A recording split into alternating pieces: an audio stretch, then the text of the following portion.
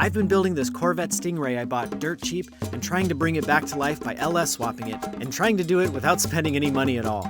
In the last episode, I took this on its very first test drive and ran into a couple of problems. So today, we're gonna try and fix them. All right, so I've done a few shakedown runs, probably put about 20 miles on this thing, and so far so good, actually. It's been running really, really well. Only one problem, which wasn't necessarily a problem with the engine, but a problem with me, and it's because I forgot to put the hose for the steam vent right here. I just kind of capped it off, and I did not have a zip tie on there the first time, so somewhere about halfway home, this thing ejected itself and created a little fountain, which splattered onto the windshield, even onto me a little bit. And yeah, that was dumb. So from factory, I think this thing meant to loop back into the radiator, but I'm gonna go ahead and just loop it right back into the water pump right here. I was considering maybe just trying to block this thing off, but they say this helps bleed out air from the system, which is definitely a very good thing to do. So all I need is a drill with the 5/16 bit. I got a 1/8 NPT to whatever that is, 1/4 inch, I think. And I got a NPT tap right there. So we'll tap it right into the top of that water pump right there, and we'll be good.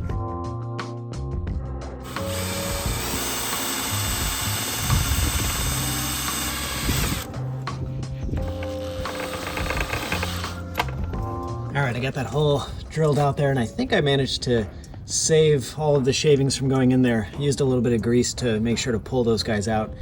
Looks pretty good, so I'm gonna clean that up very carefully, make sure the shavings make it outside of the hole, and then we'll get that thing threaded.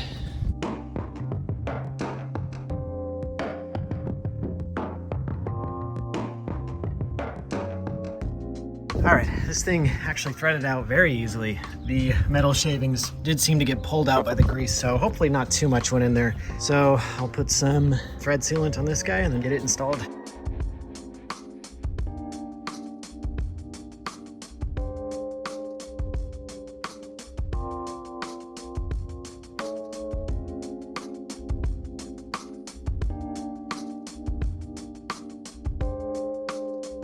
Okay, so I got the carpet drying up there, hanging up like a couple of bear skins. And before I start putting this thing back together, I gotta figure out something with the gauges, because of course this old Corvette stuff was cable driven, and strangely even the tachometer was cable driven. Obviously one option would be to go out and buy like fancy gauges, like digital versions of these, but they're so expensive. I was looking at gauge kits for like $1,000 or like, 900 something bucks, which is crazy. There's no way I'm gonna spend that much money on something like pretty simple, I guess, just a speedometer that runs off of VSS or vehicle speed sensor, whatever. And a tachometer, I mean, that's even cheaper. It's just like a little pulse signal from the ECU. So my idea, and I've done this once before and it actually worked out pretty well, it's to buy the cheapest gauge that I can find that has a similar sweep to my gauge and kind of blend the two together. And this guy was $39 on Amazon, and it looks cheap, I'm not gonna lie. This is definitely a low quality part, but again, the speedometer is actually a very simple little thing, so there's no reason why this guy shouldn't work. I have a tachometer coming in the mail. I sprung for the $55 one on that one, so that should be a little bit better quality actually. But this guy is the one we got today, and we're gonna try and figure out how to integrate it with this thing. But the first thing that I want to do before cutting apart my gauge, and especially before cutting apart this gauge, is to make sure this thing works, because it seems like it came at 5 miles an hour in its resting place. So that's a little concerning. So I'll hook it up to power and the ECU VSS wire that I have just kind of dangling over there. So let's plug this guy in and let's take it for a spin. Okay, I've got power wire and ground wire going straight to the battery, and I do have this guy kind of like just twisted onto the VSS signal, but obviously that won't do anything until the car's on. But let's go ahead and hit this guy with 12 volts and we'll see if it does any sort of reset or anything like that. Okay, yes, it did. It did a whole sweep, so I think that it was probably just resting at the wrong place, and we got 0 on the odometer. In fact, here, let's try and see here. So that's off, on. There you go. So it did seem to reset itself. One more time. because it's cool. Which is kind of cool. I like it when it sweeps like that. So that's a good sign. I think it's probably worthwhile to take this thing for a spin around the block really quick to make sure that it's somewhat accurate. Or, you know, I don't know if this, the pulses or whatever, you're gonna have to, anyway, doesn't really matter. I just wanna see a consistent gain in speed for this guy.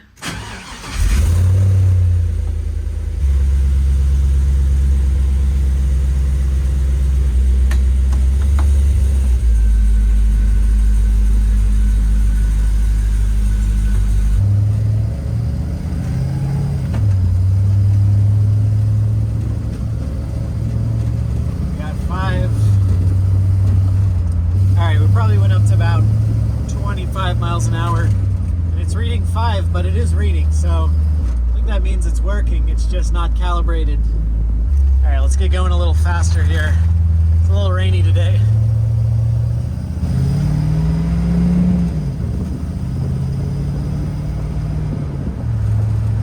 All right, it's probably about 30 or so. We're at about 10, so I think it's safe to say that it's working. Definitely not calibrated, but seems to be progressively going up, which is kind of what I wanted to see, so I think we're good.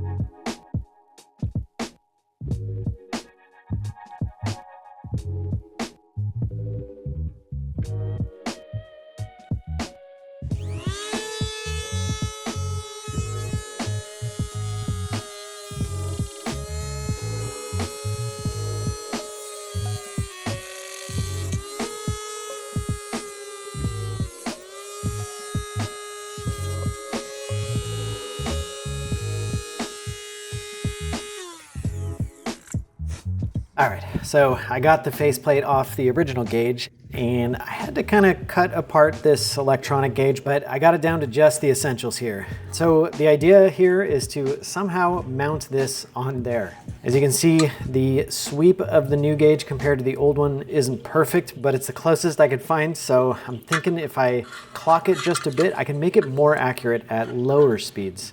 It'll be less accurate at higher speeds, but it's definitely less important at like 120, so I think that's a good compromise. So after I mount the faceplate on here, I'll have to figure out a way to attach the Corvette needle.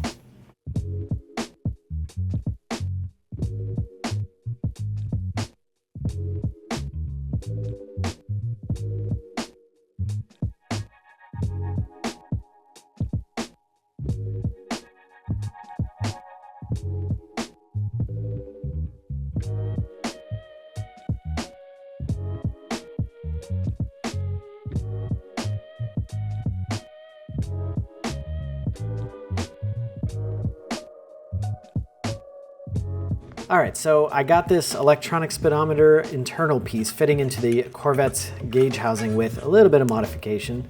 I'm thinking I'll use some epoxy to glue this thing in there. Then we'll have to put this back together with the Corvette faceplate.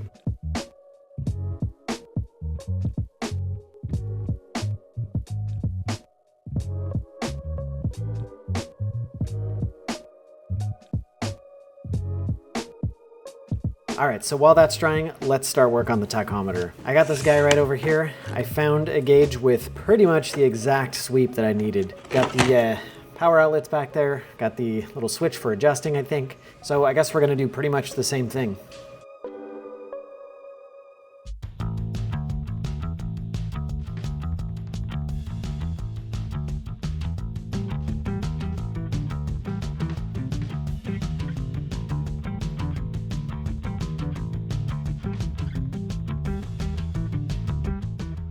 All right, so I kind of came across sort of an odd problem with this, or I guess I came across a problem and I have kind of an odd solution. So before committing to, drilling out my tachometer face, I figured I might as well go ahead and give it a try and make sure it still works. And it does seem to kind of like jump to life when I give it power. All right, so when I apply power to this guy, if you look close at those two dots, you can see the thing jump into place. And when I put the needle back on there, those dots do correspond to the 0 RPM, so it kind of feels like it is working. But I get no signal from my tachometer wire. And I did test my tachometer wire with my multimeter, which has a frequency tester. I learned how to do that, and it does seem to have a frequency that goes up and down as the car revs. So it feels like my tachometer wire is also working. And I did a little bit of research, and there's actually a lot of talk of maybe the LS computer not putting out a strong enough tachometer signal for some of these aftermarket gauges. So there's a way to maybe fix this, and that's to get this very particular type of resistor, which is a 10K half-watt resistor, to jumper your power wire with your resistor wire, and that should pull up the signal, as they say. It's a pull-up resistor. Let's see if this works. The smallest pack I could find was a 40 pack, so I guess I have a lifetime supply. Let me grab one of these guys out and we'll see. All right, I guess that is correct. We got the 12 volt signal there. We got a jumper to the tachometer signal right there. Still got the ground. Let's see if this works.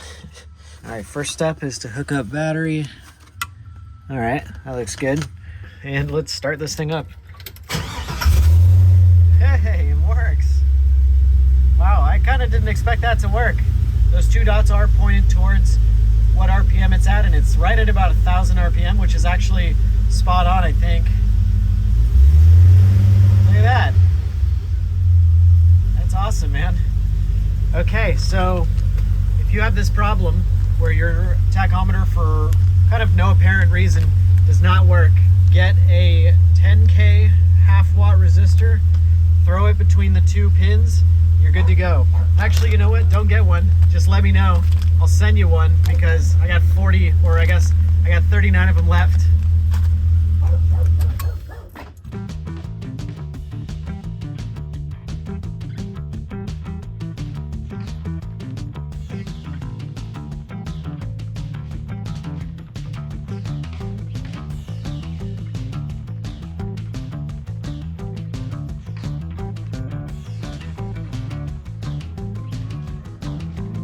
All right, so I've actually gotten pretty far on this. I've made some good progress. I've got this thing bolted to this. Unfortunately, I made a little mark there with my drill bit, kind of like slipped out and made a line, but no big deal. It's just a little character on there. And I think these faceplates are actually pretty cheap, maybe like $30 or $40 if I ever decide to make this into a show car, which I never will. So there you go. And I also went ahead and drilled another hole so that I would have a little pin to hold the needle down, because this needle has a tendency to bounce back right up to about 6,500 RPM when it's off, and then go forward. And I kind of thought it would annoy me if it was resting, you know, with the car off like that. So I actually drilled a hole, and then I used the old speedometer's needle, not the thing that stuck out here, but the actual dial, whatever, the needle itself. This thing, but for that speedometer. So I thought that was a cool little repurpose of that guy. And I just need to glue that on in the exact right spot here. But before I do that, I think I want to take care of this light lens housing.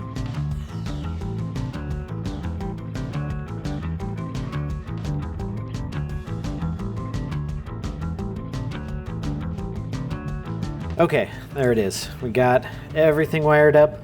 Got the resistor in there. Looks good.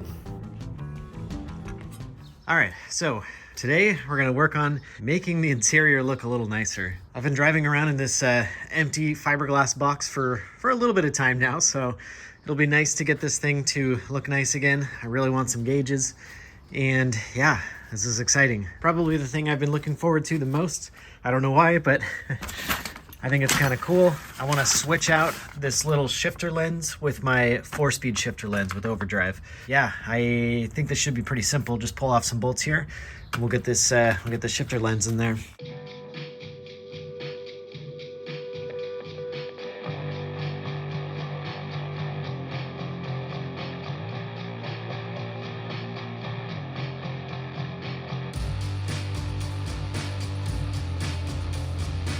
All right, here we go. Looks pretty good, actually.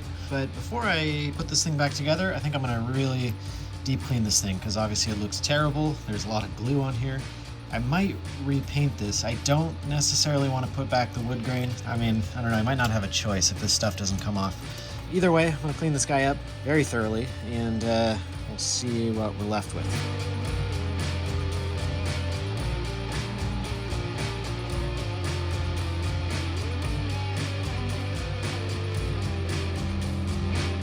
All right, about 45 minutes worth of hand scraping with this little pick and a brass wire brush. This thing is pretty good, pretty clean, I would say. I think I'm gonna like leave the original black paint on this stuff and this stuff because I don't think I can spray paint something that smooth, and I think it's kind of cool, kind of nice to like leave a little bit of character, a little bit of originality on pieces like this.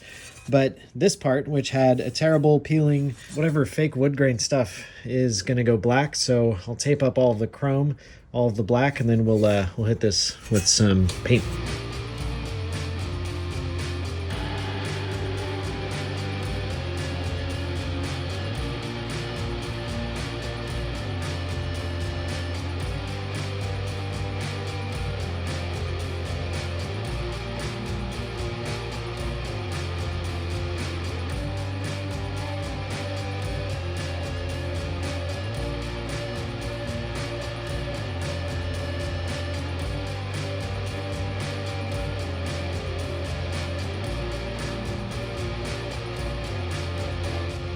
All right, I think it's time to do some, I guess some floor, carpet, sound deadening, heat shield, very important type of stuff here. And I think rebuilding the interior, I'm gonna go from the bottom up. So we'll do the carpet first, and we'll put in the console stuff. And yeah, let's get to it.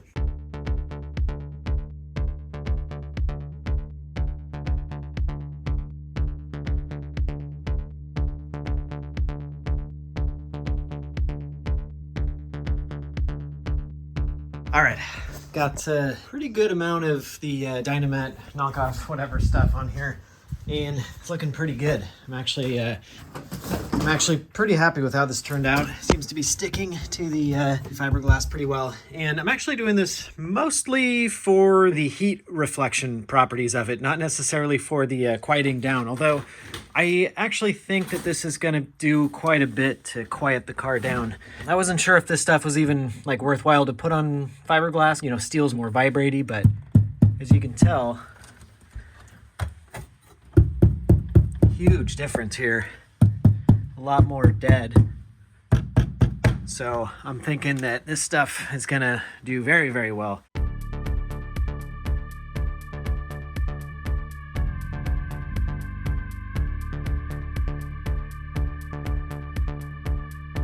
All right, well, I ran out of this kill mat stuff, so I had to order some. I probably should have double checked that before I started on this, but in the meantime, I'm gonna start putting together some of these interior pieces. Dashboard, gauges, and the first thing I'm gonna work on is the little speakers up here.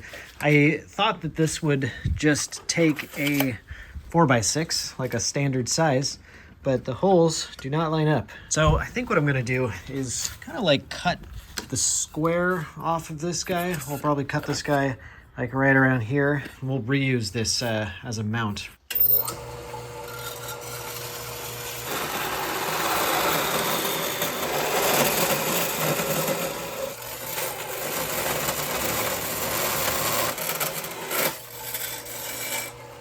All right, that's definitely one of my more adventurous uses of this bandsaw, but that worked pretty good. Got a pretty clean cut.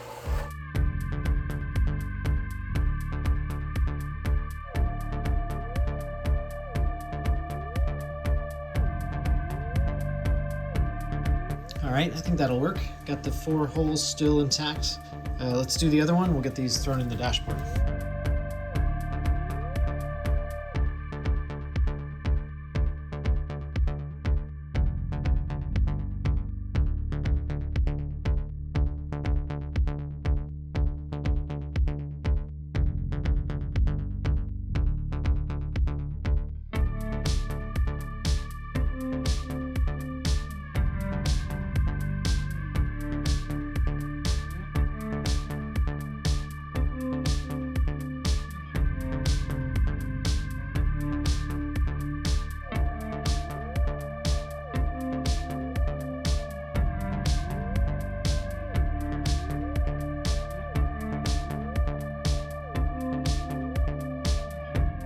All right, I got it installed, officially bolted down. Let's see here. Turn this guy on. Got the brake light there. Turn signal looks good. Oh, you know what? Let me test. Nice. Let's see. One thing that's obviously super awesome is the speedometer. Does the little check thing, which I love. And it's a little bright out, but we'll flip on. Oh yeah, you can see the lights come on. Oh, the brights are on. Let me click that with my foot, because that's where the the switch is for the brights on this car. Yeah, we got the little digital odometer right there. Looks good. Everything looks good. I'm excited.